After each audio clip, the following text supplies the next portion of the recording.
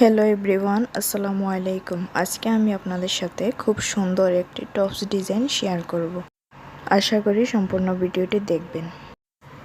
তো প্রথমে আমি টপসের উপরের সাইড কেটে নিচ্ছি। আমি টপসের উপরে লম্বায় নিয়ে নিচ্ছি 14 ইঞ্চি এবং বডির জন্য নিয়ে নিচ্ছি 10 ইঞ্চি। 9 ইঞ্চি হচ্ছে মেইন মাপ আর সেলাইয়ের জন্য 1 ইঞ্চি। আর শোল্ডার নিয়ে নিচ্ছি 6 ইঞ্চি এবং আরমোল নিয়ে নিচ্ছি 5.5 ইঞ্চি।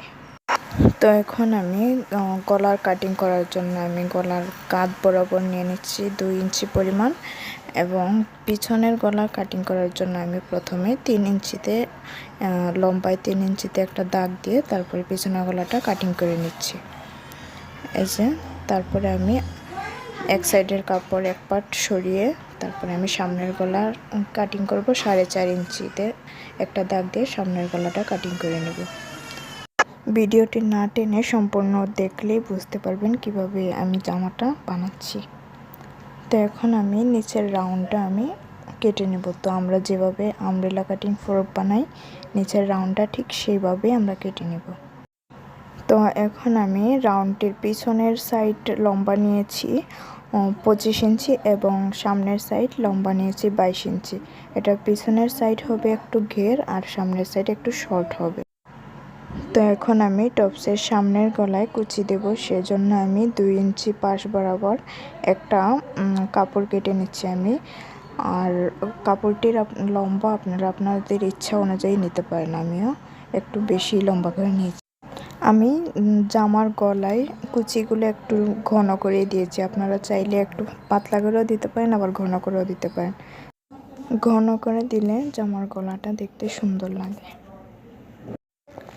ভিডিওটি ভালো লেগে থাকলে লাইক কমেন্ট শেয়ার করবেন এবং আমার চ্যানেলটিকে সাবস্ক্রাইব করতে ভুলবেন না।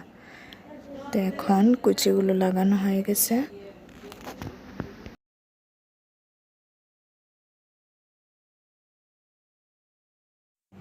তো এখন আমি কুচিগুলোর মোহরির মাঝখান দিয়ে উপর দিয়ে কুচিগুলোর উপর দিয়ে সুন্দর করে পাইপিং লাগিয়ে সেলাই করে নেব।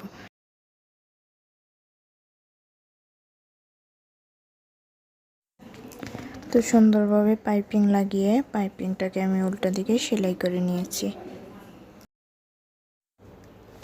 ভিডিওটি না টেনে সম্পূর্ণভাবে দেখলে আপনারা জামা টপসটির ডিজাইন এবং সেলাই খুব সহজে বুঝতে পারবেন।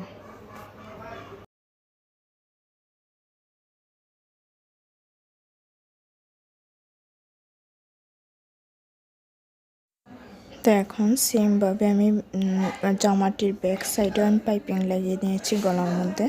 তো এখন আমি একটা ডিজাইন করব। আমি বক্রম দিয়ে একটা লাভের মতো একটা শেপ এঁকে নিয়েছি। তো এটা আমি গলার ঠিক মাঝখান বরাবর আমি সেলাই করে নেব। তো দেখুন আমি কিভাবে কি করছি। এই ডিজাইনটা আমি আমার মন থেকেই দিয়েছি। আপনারা ইচ্ছা করলে দিতে পারেন, ইচ্ছা না করলে নাও দিতে পারেন। তো এখন আমি সুন্দর করে কাঁধগুলো সেলাই করে নিচ্ছি।